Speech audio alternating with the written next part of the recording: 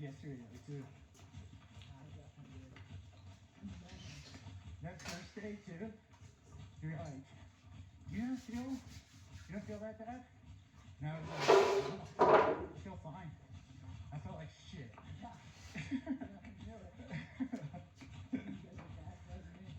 No, I just didn't want to put any weight to it. No, he knows when to talk and when to not talk, so it was a perfect balance. Because I mean, he's my brother, and he was just a great help. Because I was starting to feel it, starting to feel the effects, just the elevation, the miles. Picked him up at 62 miles and made it all the way to 77 with him, and we were able to catch quite a few people. I got to mile 77 in 15th place, and it's not the Leadville 77, it's the Leadville 100.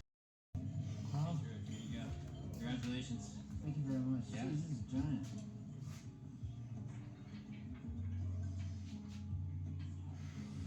Didn't hit my goal time, sub 20 hours, but this is a win in my book. Like I said the other day, all you can do is give your best for that day, and this was my best. So 22:34. I think I PR'd my 100-miler time by 10 hours.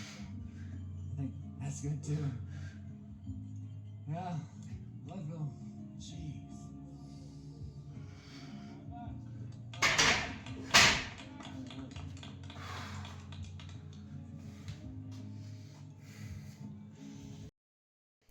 Back issue, and I'm trying to address it in every way possible. It's like back, hips, hip flexors, psoas, all kinds of stuff that's just absolutely bound up this prep. And I'm working with a guy, Ryan Brown. I'm also working with Jamie Pop here, doing my tissue work. But it's been amazing.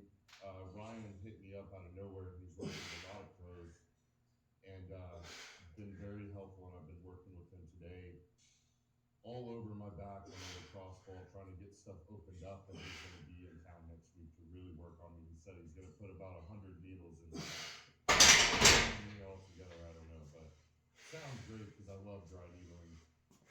But I'm trying to be really intentional. Leg training goes, so we may have to start doing like one set per compound movement or something. Maybe one set in a light back off set, not with failure or something, which is just not something we know how to do, pulling back, but all with a purpose. All right. Oh. Done with the bodybuilder yoga. So we're gonna start off with a single arm cable. If you watched our back stuff, you've seen us do the underhand easy bar. Because it's both of us, and it's double the time when you have to do single arm. Start trading off, right? This will be your top. Oh, then I'll go 110. Well, no, if you need another warm up, it's fine. I'm gonna do this. I feel born. So he'll go one arm, I'll go one arm, and we'll be switching off. But yeah, so I do have 48 days out from the Olympia, and things are getting more and more real. This past week has been our first week. We're on week 2 of that. The week after Texas was just kind of like, What I'm doing here is using a technique called Post Activation Potentiation. Now, typically people will figure out a number of sets for a given number of repetitions that they're going to perform. Let's say today I'm doing overhead press and my primary working range is going to be around 8 repetitions. For me, that means that I'm probably going to be using around 120 pounds to get to the place where doing 8 repetitions is pretty challenging and close to failure. Okay. Typically people will choose warm-up weights and work their way up to that working weight and then just begin their working sets. Now, there's not necessarily anything wrong with that, but using post-activation potentiation can actually make those working sets a little bit easier and more effective and allow you to get more volume within each set, which enhances your ability to grow. Okay. For these sets, what I'm doing is I'm working up to my standard working weight of 120, but I'm going a little bit further. As you saw in previous in previous sets, I worked up to 140 pounds and then 150 pounds. But I didn't do my sets to 8, and I didn't do those sets to failure. Basically, what I'm doing is I'm just doing 1 to 2 to 3 repetitions with that extra weight to prime my nervous system, to tell my muscles, hey, I want you to produce more force than you actually need to when you're using a lighter weight. And when I drop back down to my standard working weight, it's going to make those sets feel way lighter, and I'm going to be able to do more repetitions than I normally would. This is actually something I've used in the past to skyrocket some of my big exercises like bench press and squat, and sometimes even the deadlift. Okay, but the key to doing this is that when you go above your standard working weight, you don't want to go to failure. The goal of doing post-activation potentiation is not to fatigue your muscles or to reach failure as you would on a normal set, but it's to prime your muscles and to prime your nervous system to say, hey, I want you to be able to handle more than we're going to handle right now, so that way you can get more reps, perform more sets, and you can grow a little bit more than you would normally. It's a really awesome technique, and I hope that you can try it in your own training. The only thing is that you have to be conscious of the fact that if you're close to being a beginner, the difference between your working weight and, let's say, your 2 or 3 rep maximum might not be a huge gap. For me, I can probably work up to around 185 for a 2 rep max. So I've got like, a 60 to 70 pound range in between those top sets and what I want to do for a working weight for sets of 8s.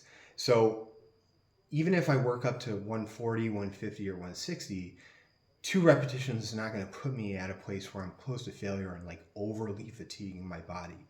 If the difference between your working weight and the weight that you might use for post-activation potentiation is really close, like within 10 pounds, this sort of technique might not really work until you become more advanced. At the end of the day, just remember, post-activation potentiation is a way to prime your nervous system. It gets you in a position where you can lift more, and you can do it for more repetitions, but the goal is not to go to failure.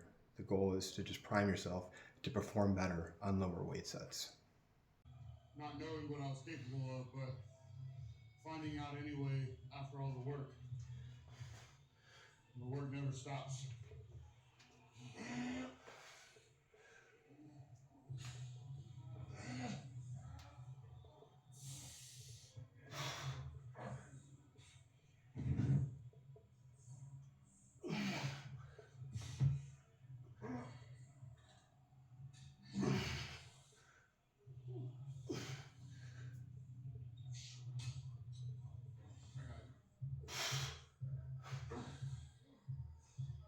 Come on.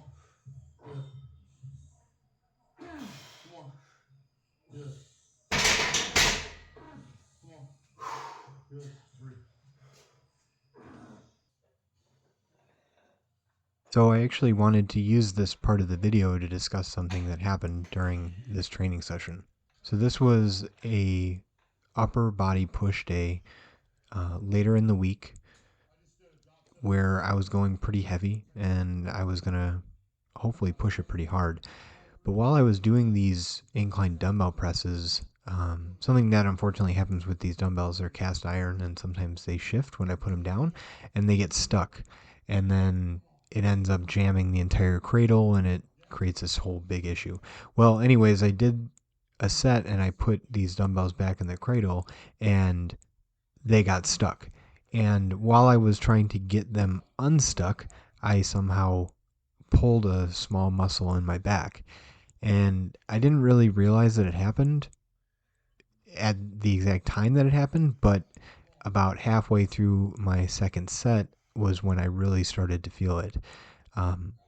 This stuff happens all the time. It's a real bummer, but sometimes you get these small little injuries that, if left unaddressed, can really turn into bad injuries that nag you and prevent you from progressing in the future. What I ended up doing was, after I finished these sets, I ended up calling it quits.